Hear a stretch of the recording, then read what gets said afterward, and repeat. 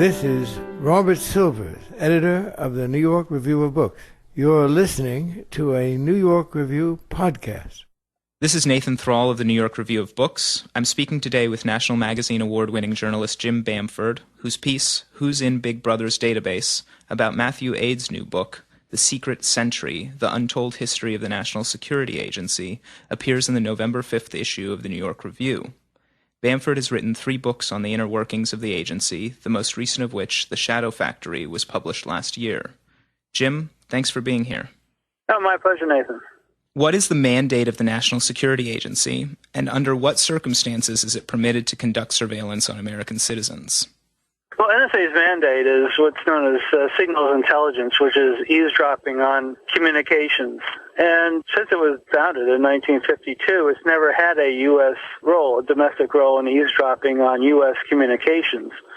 But after 9/11, the NSA began eavesdropping on Americans without any warrant, and that led to an enormous controversy.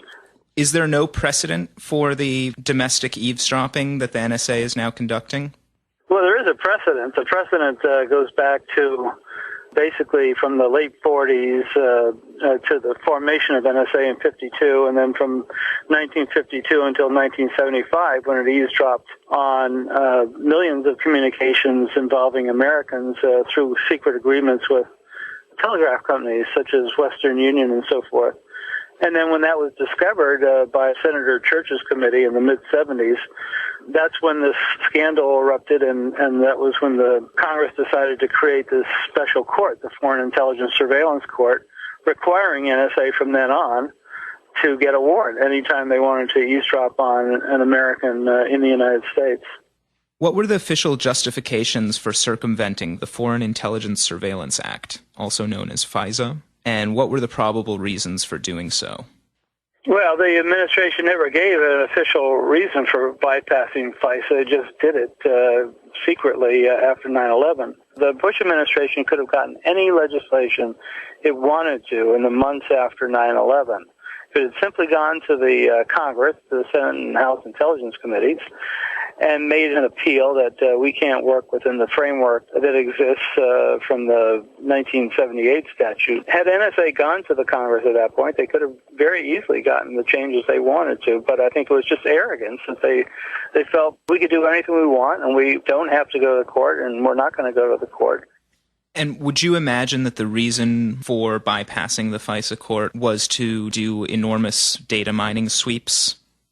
What they argue is that they needed to do it because they find a suspect in the United States, and they want to go to that person's records and find out what numbers they've called, what numbers have called them, what time of day they're making these calls, how long these calls are. Would the data analyzed generally include the contents of emails and conversations, or would it instead include a cell phone's location, whom a person is calling, an email's subject line?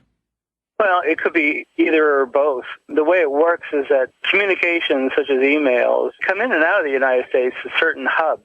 They're just like, say, airports, where you have the TSA, the Transportation Security people there, checking people coming in and out. And what NSA has done is they built these secret rooms in these switches, these key communications hubs.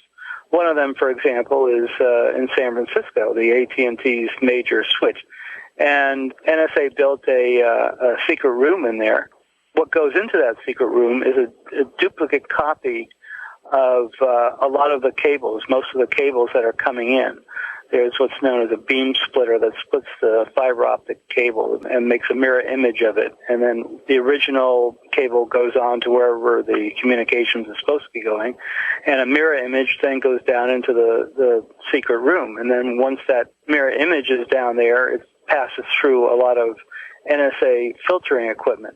And that filtering equipment there is searching for who's calling whom, what email is calling what email, and so forth.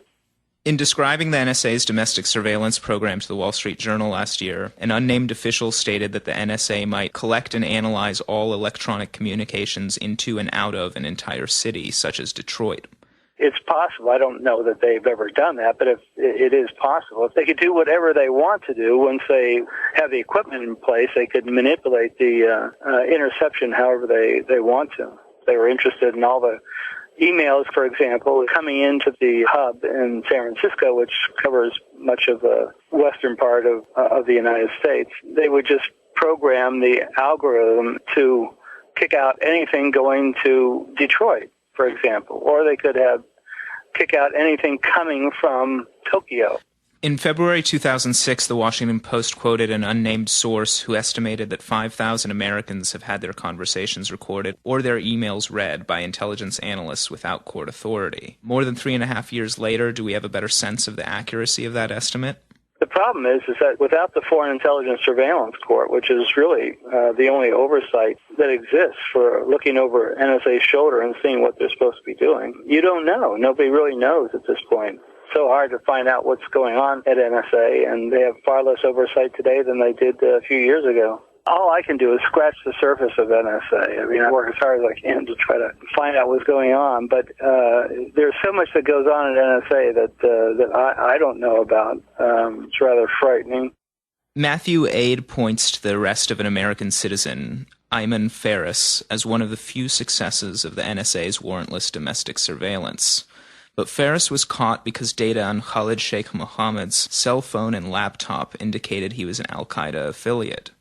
But given that appearing in Khalid Sheikh Mohammed's cell phone is likely more than sufficient to have a FISA court grant a warrant, wouldn't the success of domestic surveillance have come about without warrantless eavesdropping?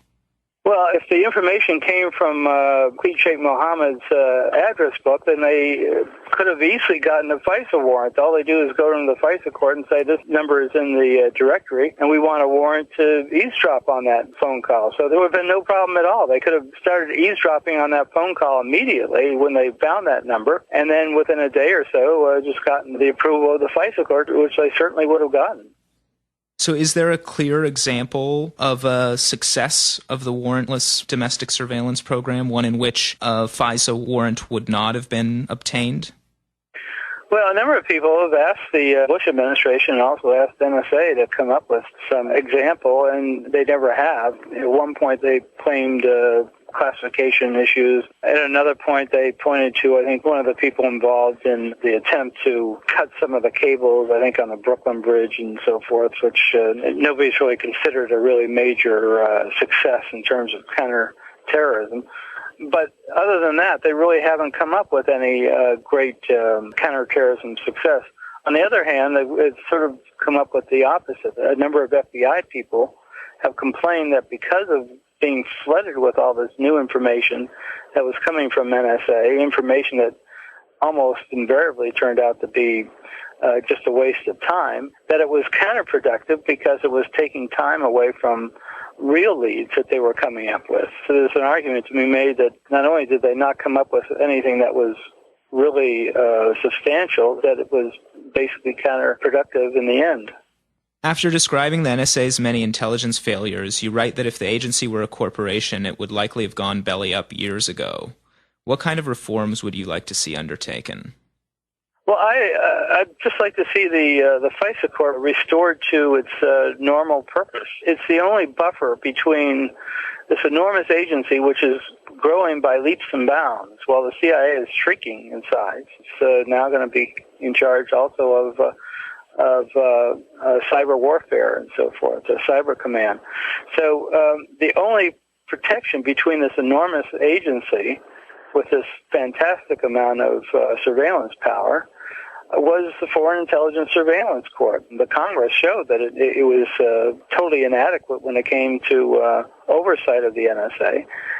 Second, I would very much like to see the immunity of the telecom companies lifted. Let them go to a court, have a judge, jury, or whatever, decide whether what they did was legal or not. So Senator Russ Feingold, a number of other senators have put some legislation out there which probably won't go very far. I mean, those are the two key things I'd like to see. NSA is a very big agency. It just needs a little bit of oversight, which is something that is on the decrease rather than the increase.